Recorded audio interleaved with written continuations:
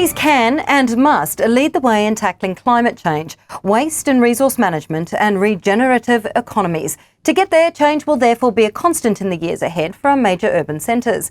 So is it time to reinvent city indices, the benchmarks we use to rank cities across various performance measures? To discuss this, we're joined by Kate Merrick, PhD Sustainability Researcher at Curtin University, and Dr Tony Matthews, Senior Lecturer in Urban and Environmental Planning at Griffith University. Welcome to you both. Kate, let's kick things off with you. The first question is whether or not we need to establish new KPIs for cities globally, essentially to manage and measure the most important decades in human history that we're entering and are in now. So thank you so much for the opportunity to discuss this. I think that there is an increasing appetite to understand how cities perform, and the benchmark indices provide a very important mechanism through which we can identify whether the cities we sit in are going well and are well set up for the future or not. However, what COVID has revealed to us is that a new set of markers are becoming increasingly important as we face disruptions that are unprecedented in urban history for 6,000 years. And if we don't really get on top of the data and the insight that that data delivers to us, it's very difficult for us to make the decisions that we need to make today to ensure a more resilient, successful, vibrant future for all of our cities over the next 5, 10, 20 and 50 years. So, I would assert that the benchmarks themselves are phenomenally important, not for the fact they tell us we're the number 1 city, the number 10 city, but more because they tell us how we're tracking and what we're doing well and what we're not. But equally, we need to understand that what set a city up for success 50 years ago may not be the same as those factors that set a city up for success in the next 50 years. Tony, do you agree with Kate? Do you think that we need a new set of benchmarks? I would say that there's always room for better tools, more sophisticated tools, more reflective tools that better measure and quantify real data and the real world. So yes, I mean, there's always room for more. My concern about all of this really is a little more high level. I tend to find myself getting concerned about the amount of measurement tools that are out there for measuring this, that, and the other thing in cities, anything you could possibly want to measure, which is great. And it's always good to have data. But my concern is that if that data is not then acted on, if the change processes don't follow, then there's not much point in collecting it in the first place. So sophisticated tools, functional tools, a wide variety of tools, that's all great. Using those to collect baselines, to create a data-led picture of where your city's at and where it's going, that's great. But what you really need is a set of change processes that will support those discoveries into the next stage, where they can inform action, better urban planning, better neighborhood design, and so on and so forth. And that's really when the value of tools and measurement in cities comes into its own. It's when you use that data for positive improvement. Collecting it alone is not much use. Yeah, I totally agree with that. And I think you raise another very interesting point, which is that we have a vast amount of data. And at last count, there were well more than 160 different city indices, but they have a bit of a tendency to measure in verticals. So this index measures our creativity, this one measures our livability, this one measures our environmental sustainability and so on, or our innovation. There are many of them. But cities are actually a complex series of flows, of systems that interrelate to systems. So one of the things that does always concern me is that the ability to actually understand that where we've got positives in some areas of city performance, we may have negatives in others, is a lot more difficult to achieve when you're looking across a number of indices rather than within a singular source of data. How do you balance that then? I mean, how do you balance those push and pull factors when it comes to indices and the way we measure our cities and the livability of our cities? Tony? Well, it depends on the city in question. I mean, lots of cities have signed up to various agreements and frameworks and things like that place requirements on them to do some of this measuring and data collection and to make changes on the basis of that. Many of those agreements and frameworks come out of international commitments towards urban sustainability or resilient cities or low carbon cities or whatever. So there's often a network effect where a city is part of a much larger group and it's kind of like a membership thing where everybody's nudging everybody else to perform better. That's one of the reasons that they can do it, and that particularly happens around the climate change and sustainability space. But cities may take on various forms of urban measurement just for their own their own improvement and their own sense of where they're tracking. So, for example, there's a lot of measurement of things like green space increase or reduction, because green space is known in cities to connect to a very large number of outcomes among the population, positive and negative, taking in mental health, physical health, walkability, and so on and so forth. So many cities are measuring many things all the time, but if they're measuring for a kind of a larger aim or a more high-level goal, like becoming a sustainable or a resilient city or a climate leader, then they're probably signed up to some sort of international framework that sets out exactly what they're doing, and it allows them to measure themselves against other cities and benchmark accordingly. I think the other point about that is that every city is basically on its own adventure, and they all have such different sets of contexts that the progress is the thing that matters, the journey, rather than necessarily the point of arrival. So another really important function of these benchmarks and indices is the ability for a city to say, I'm doing really well here, but I perhaps need more policy, more intervention, more partnership, more funding, more resources, or more whatever here, where we're not doing so well, or where we've actually been a little bit too laissez-faire. And I think that's really important, Kate, is to be very clear. Cities need to be very clear about their target areas, because, I mean, for example, if you're pursuing a fairly amorphous and undefined agenda like sustainability, it's going to be very hard to pursue that meaningfully if you don't break that down into domains of influence, areas where you can really make a difference. So that's where the measurement and the techniques you're talking about comes in. Cities that are just drifting around trying to be sustainable haven't even defined their problems, much less tried to quantify them. So that's an important thing as well, is what exactly are you trying to do and to what end? I think the other element about this is, what is the geography we're actually measuring at? Because there are many indices that purport to be dealing with, for example, Melbourne, but they're actually not talking about the functional urban area of Melbourne or the greater capital city statistical area. They're talking about the LGA.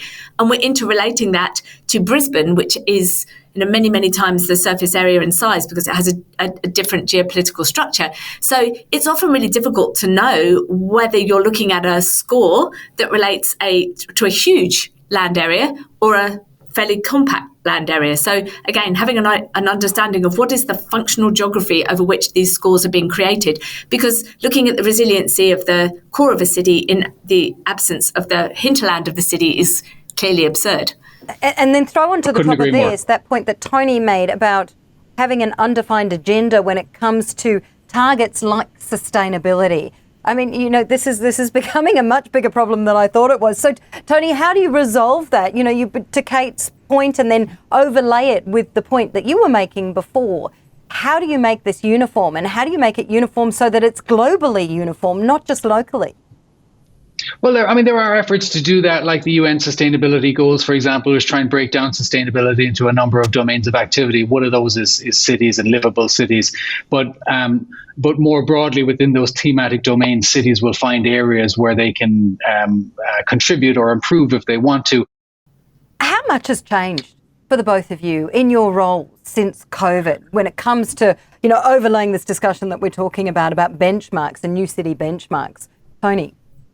When COVID first happened and cities went into lockdown, I was doing a lot of I was doing a lot of media and talking about, like, almost in real time, thinking about what does this mean for cities? What does it mean if this becomes a long-term thing? What does it mean if businesses don't return and urban populations fall and people stop living in apartments and things like that? So that changed an awful lot of things in terms of, like, up to 2020, we had assumed that we were on a relatively predictable, somewhat static path, a kind of a slow trajectory of growth across most cities. But the data that we were using at the time, things like public transport ridership and population projections and stuff like that, that was seen as relatively reliable. The first thing that COVID did is completely scrapped all of that. So all of the data that we had up to 2019 for a whole variety of things was no longer relevant. And so there was a kind of a funny period where there was a lot of thinking about what the future might look like, but nobody was really sure how the future exactly would look because we hadn't come through the COVID thing yet.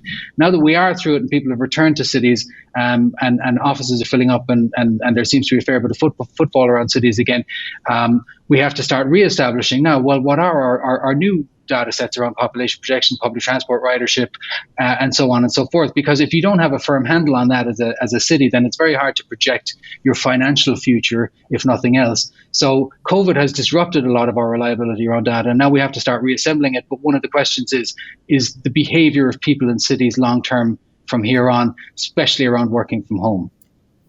And I concur with that, and I'd add to it that from my perspective as a working practitioner as well as a researcher, a baby researcher, I feel like we're at this point where knowledge sharing was actually quite difficult pre-COVID, that there was a degree of competitive tension between cities that still often prohibited me from understanding what was happening in Melbourne to apply it in Sydney, or what was happening in San Francisco because it might relate to something I was doing in London. Whereas I found a lot of those, in practical terms, a lot of those barriers have really come down, and people are much happier to share data and ideas and hop online and have a chat with you.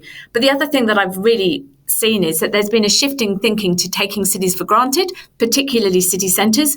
And then there was a horrible moment where we were just seeing cities, and city researchers were seen as looking at the petri dish of all disaster, and it was really quite a negative sort of frame of reference, now through to coming to understand that cities can also be the crucible for bold solutions.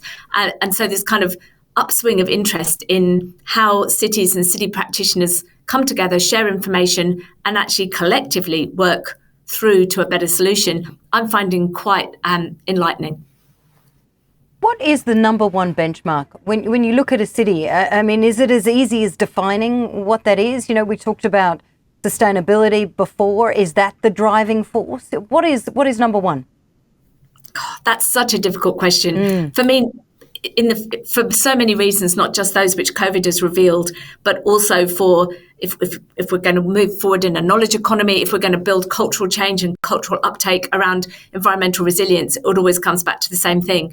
Cities exist because people are better off together, and that if we don't get the people and the social componentry right, then it's very difficult for other things to either be actioned or to fall into place. So for me, anything that measures people, social sustainability, the culture of a city, the trust quotient of a city, they're very important lead indicators.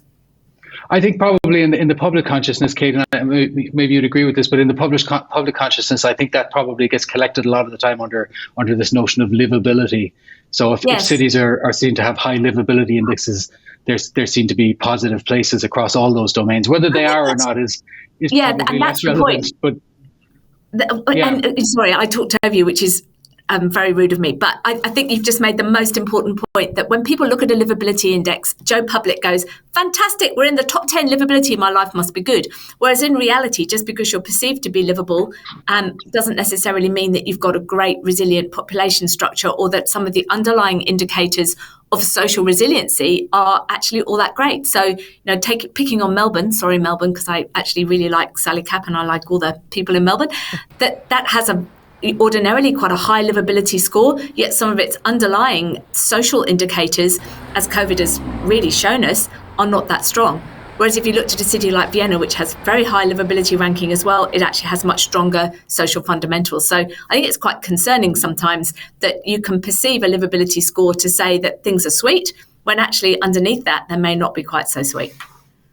Yeah, and I would say that, one of the other major lessons, and Melbourne, I'm looking at you in the eye here, learned from COVID, was that if you do have a high ranking, and Melbourne had the ranking of most livable city in the world for many years, that is something that you need to protect and look after. That's irreplaceable social capital. Yes. So setting police dogs on old ladies during COVID protests is not a good look. Locking people away for months on end and shutting off your borders is not a good look. If you're the most livable city in the world, you need to look like the most livable city in the world. Looking like an urban dystopia will give up that reputation very, very quickly. And that's something that Melbourne is really going to struggle to recover from, I fear. They gave up all of that good social capital far too quickly, and there were far too many bad optics came out of there in a couple of months, and it undid years of good work. Yes, that's my opinion, but I would say that is something cities need to be cautious about. It is hard to get a good reputation. It's easy to lose it. Well, thank you so much to both of you for joining us today. It's been a real pleasure to have you with us. Pleasure. Thank you. Kate Meyrick with us there from Curtin University, and Dr. Tony Matthews from Griffith University.